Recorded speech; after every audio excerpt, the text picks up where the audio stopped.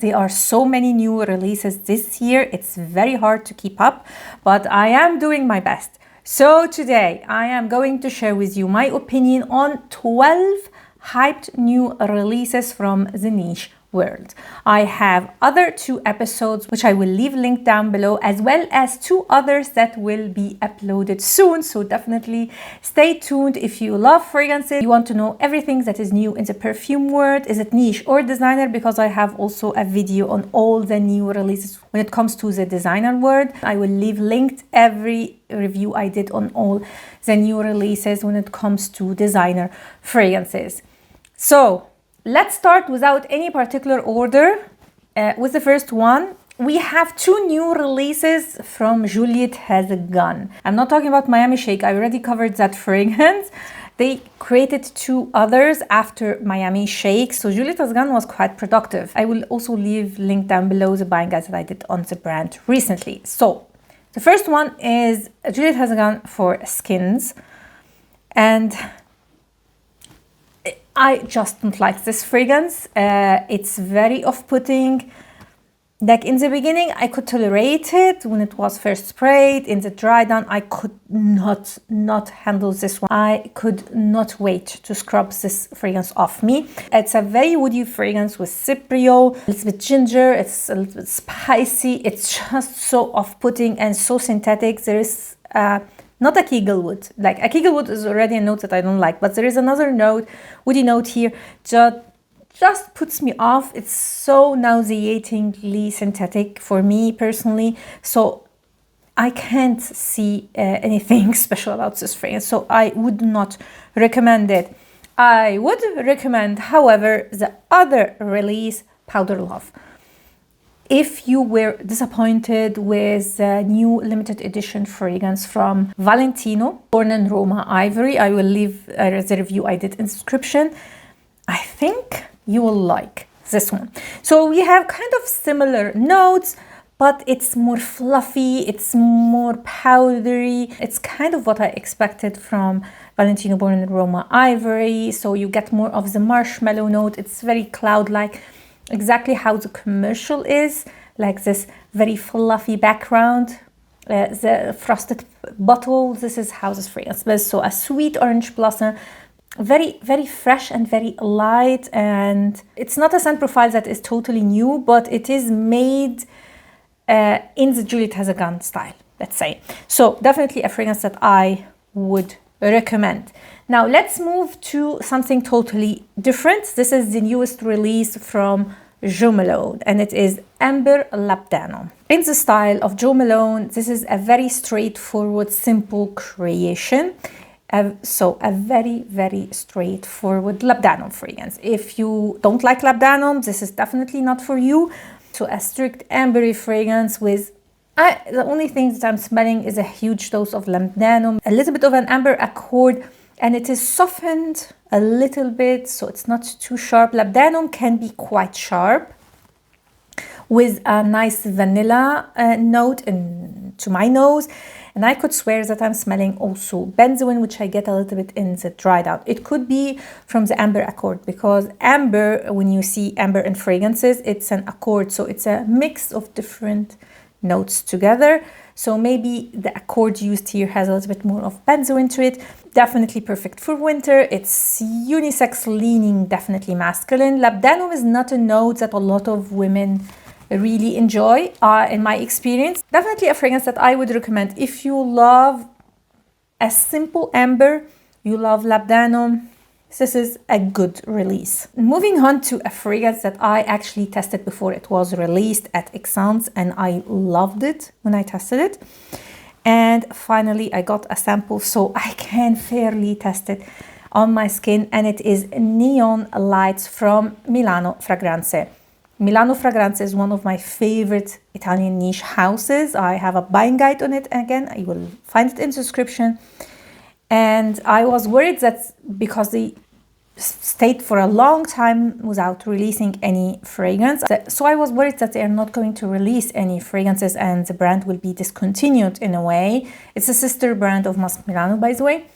But I was happy to see that they are creating a new fragrance, and it is inspired by the nightlife of Milan. So Neon Lights is a tuberose fragrance. And I don't know why, when I tested that fragrance at Exxon's, I was sure it was a rose scent, a sparkling rose specifically. It does have some sparkling notes to it, but it's not rose. And it changes drastically between the opening and the dry down. The opening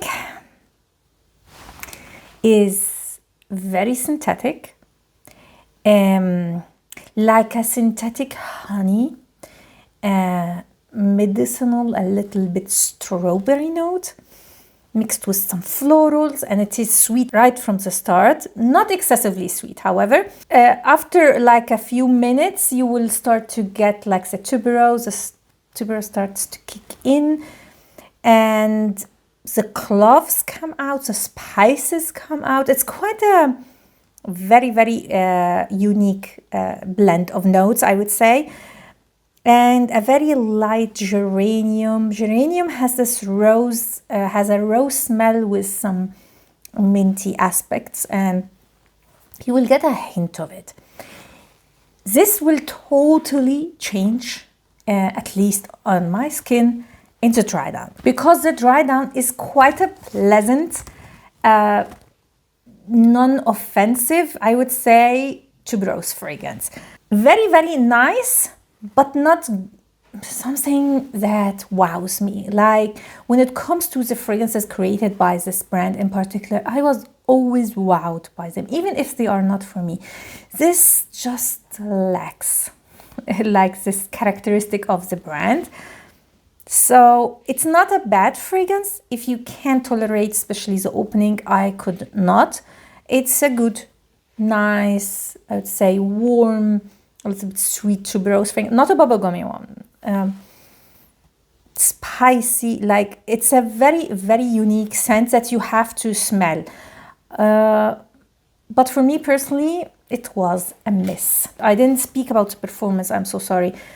Like all the fragrances that I have mentioned was quite on like a good, has a good performance. Amber Labdanum was very, very potent on my skin. It lasted the whole day. While Neon Lights was a fragrance that is long lasting, but not as projecting after like 4 hours. It was more of like a scent bubble around you, kind of a smell, but I'm not an oversprayer again.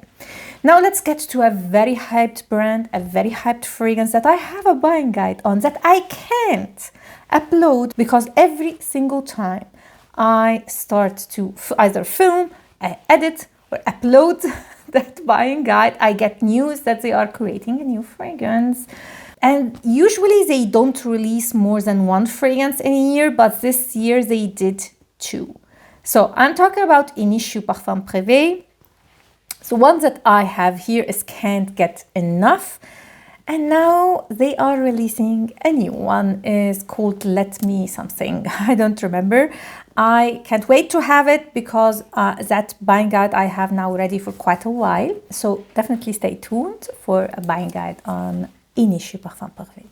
So Can't Get Enough has, again, like Neon Lights, an extremely weird, for me, off-putting smell when you first spray it. And the notes on Fragranze, at least while I was preparing for like this review, were a mistake. So I will leave a picture of the notes on Fragranze on the screen, and I am going to tell you what the brand is saying is in this fragrance. So the notes listed from the brand are rose, pink pepper, Haitian, caramel, vanilla, which is definitely more appealing than the notes that you will get on Fragranze. And honestly, the opening is so bad. It can be explained by the notes from the brand. Like, I did not like the opening whatsoever. So the notes listed from the brand gives you an idea about the dry down of this fragrance, which is quite, I would say, nice. It's not my favorite fragrance. It's not wowing me, but it's a nice scent. So people compare this fragrance to Atomic Rose and Delina, and I just can't get it. Like, Is it something in my nose? I don't know. I just can't get. For the exception of a strong rose in these 3 fragrances, nothing, I would say, really connects the 3. Like, yeah, it's only a very strong rose. Like the rose used in these fragrances is also used in this one, but it's not the same at all. So think a more vanillic rose in a way. Atomic Rose and Delina have a presence. They are a little bit also sharp. So for the exception of the opening here, I almost want to say this I would like more. Like, they are different. I can't really compare them. I don't know what people are saying.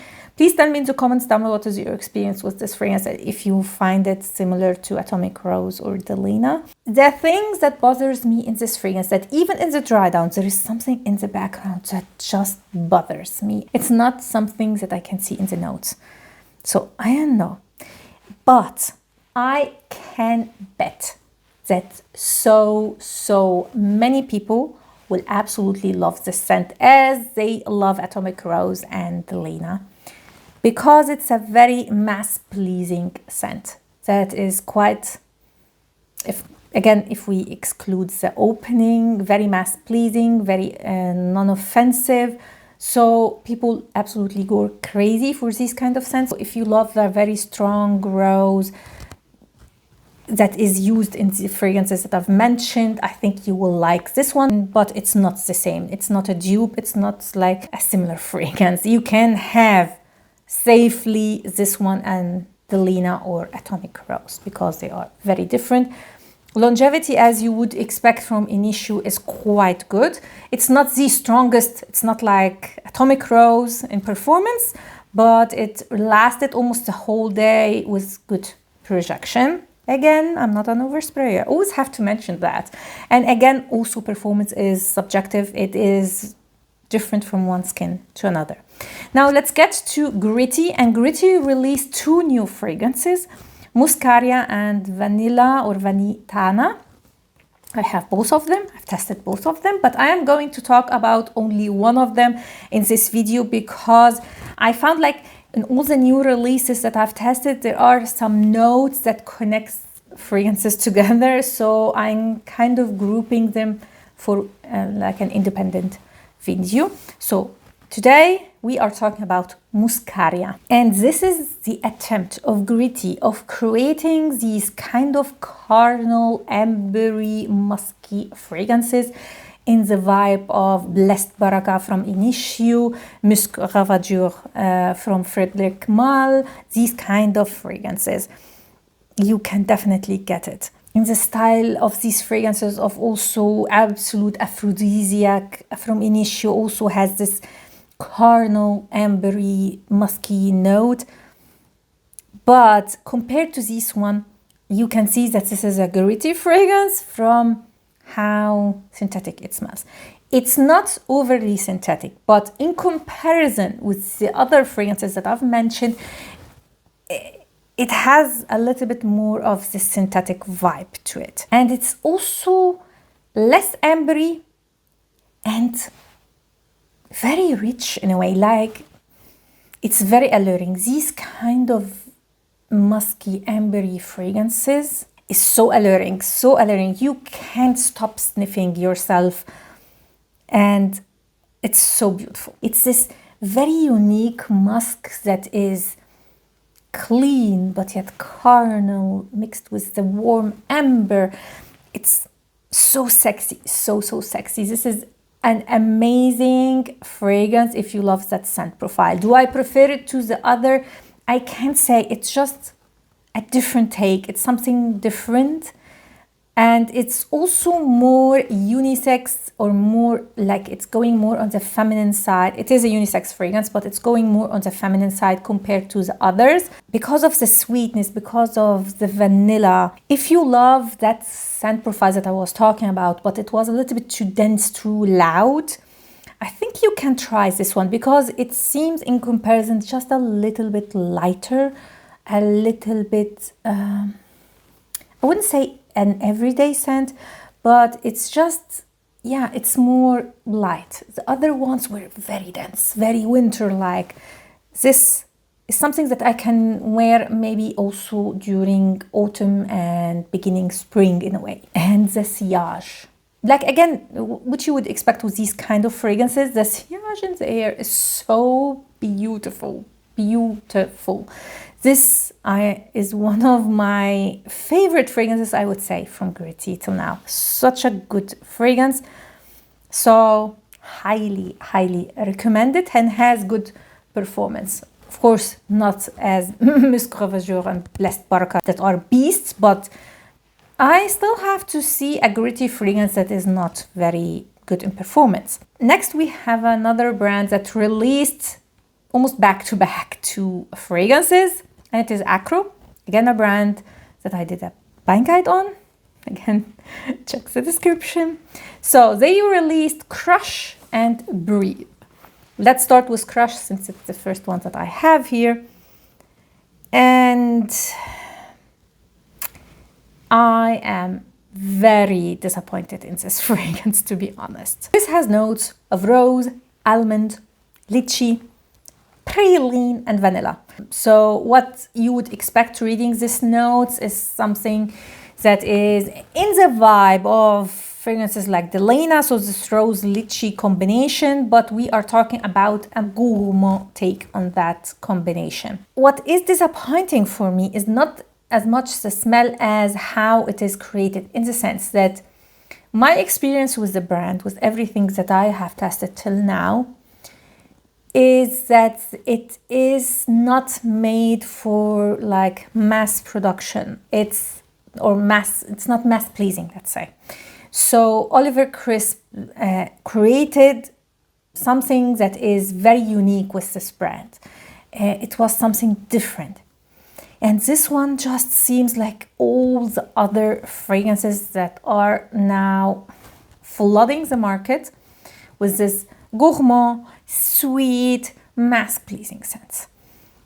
And it's not even made airy, like he created some mass-pleasing scents in his brand, but made more airy, more elegant. Like for example, Bake. Bake is a strict gourmand fragrance, but it's made in a way that is so wearable for me, for someone who doesn't like very sweet or gourmand fragrances.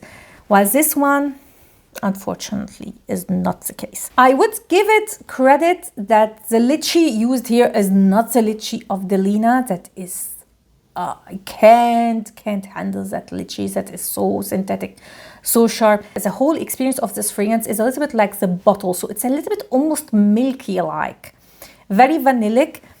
So think about these notes almost in a milkshake format in a way. It's not a milkshake scent, but the consistency.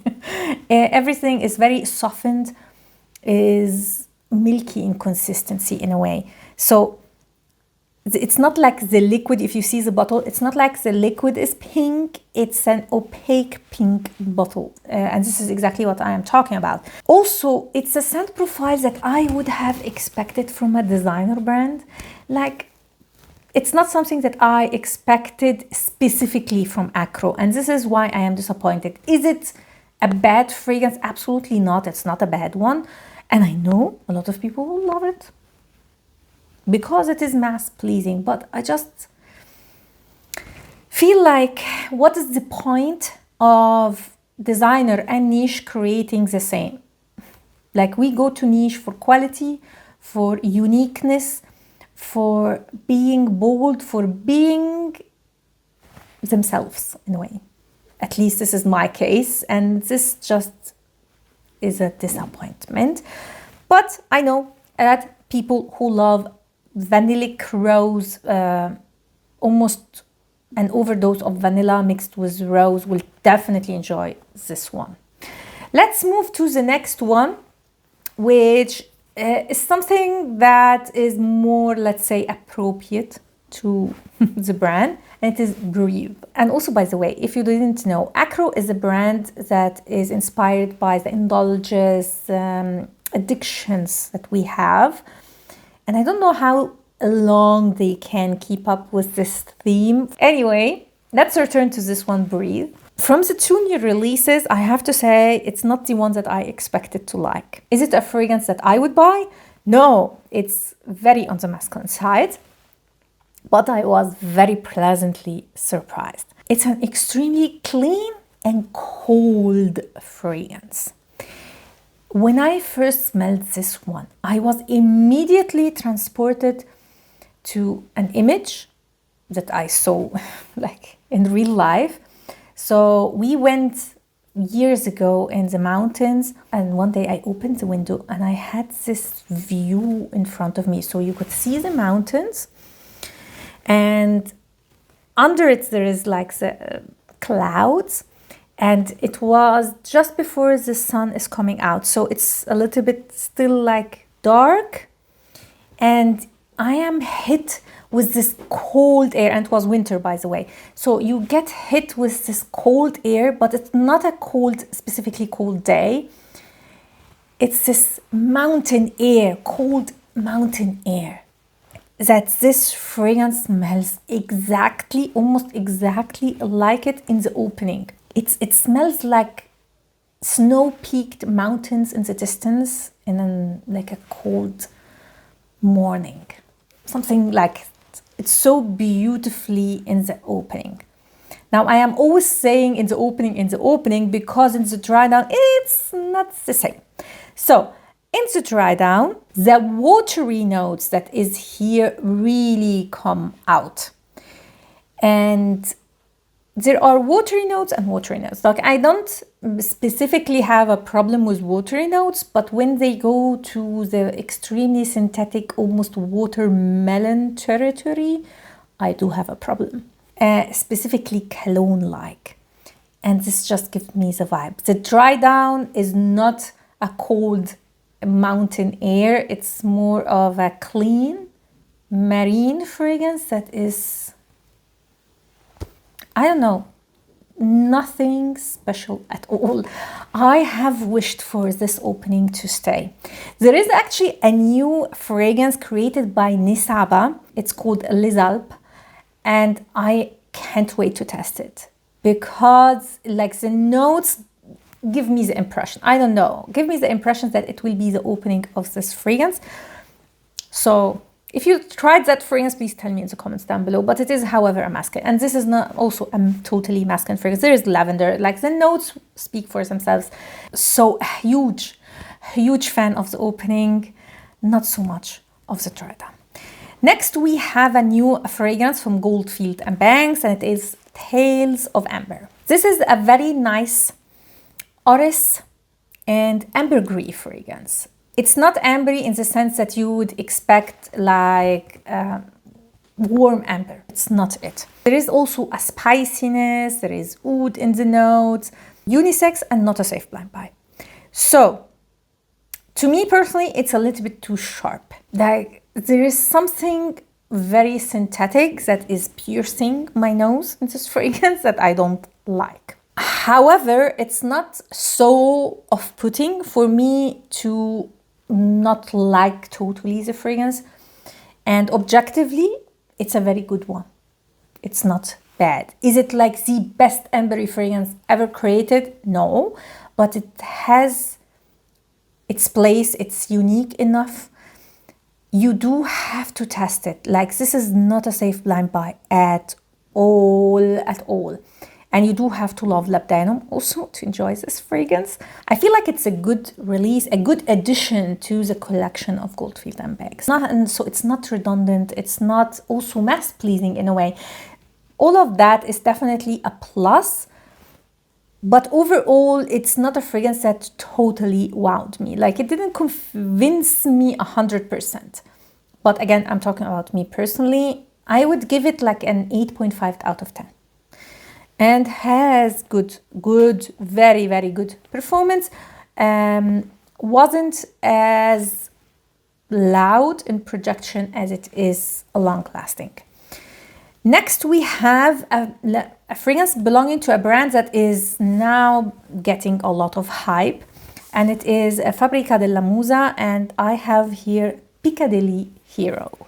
And Piccadilly Hero is a sweet, fruity tobacco fragrance. It has also a nice saffron note, and some woody nuances. Quite nice, but not my favorite sweet tobacco fragrances. So from all the sweet tobacco fragrances that I've smelled in my life, this just is not comparing to them, but it's good nevertheless. By the way, I am preparing finally a video on sweet tobacco that I will upload maybe in December or something.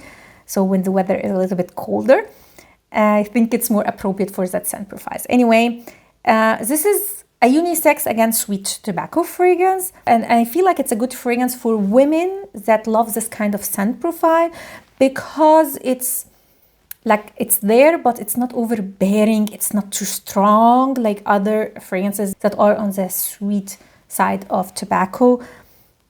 It made me interested in the brand, I have to say, and has good performance, so it checks all the boxes. Now let's get to the latest release from Guerlain, and it is Vetiver Fauve. I knew before testing this fragrance that it is quite a polarizing scent. Some people liked it, and some people absolutely hated it. I didn't like it. Made me almost faint how strong and dry hay-like this fragrance is. This is so strong. Like, you have to be a vetiver lover to enjoy this one. The dry down is a little bit more tolerable, more friendly in a way.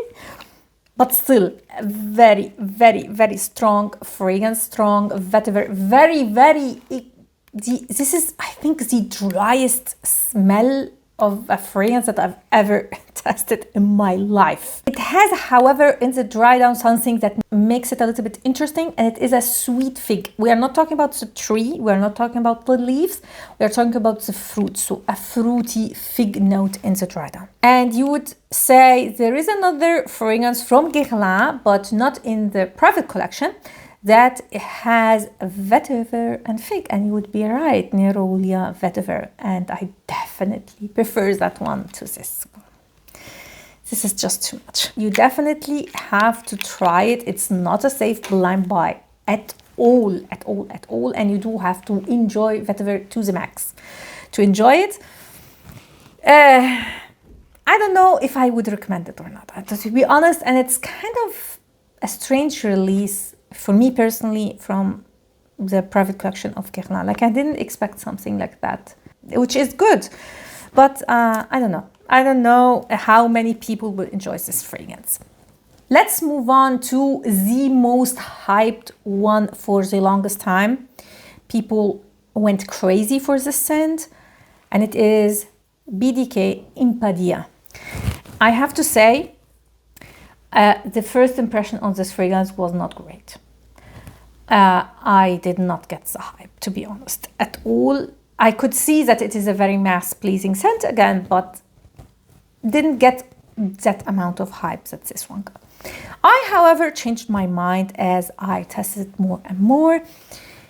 Is it something that I would buy personally? No, but I get somehow why people enjoy it. This is the fragrance that you should test on your skin specifically, because on paper, it's the Lina syntheticness. On me, on my skin, it didn't get as much as synthetic as on paper. And this is why I enjoyed it at the end. So imagine the Lina without the rhubarb, without the obnoxious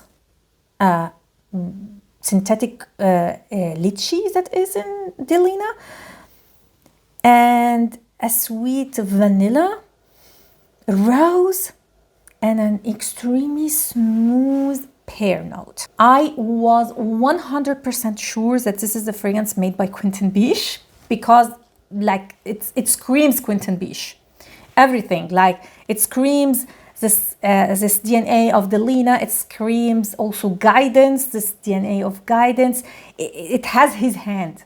It's not made by Quentin Biche. I was so shocked. I was so sure, and I was shocked that it isn't. Also because it is using his favorite note, akigilwood. Like, he loves akigilwood. He puts it in everything, which is not a thing that I enjoy.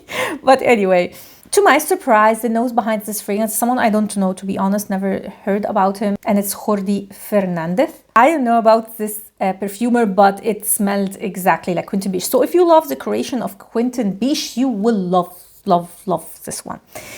It has this velvety feeling that is in Guidance, if you know what I mean. It's almost this velvety, it's not powdery, it's more velvet textures that you will get in Guidance, mixed with the sweetness of Delina, the rose of Delina, in a way.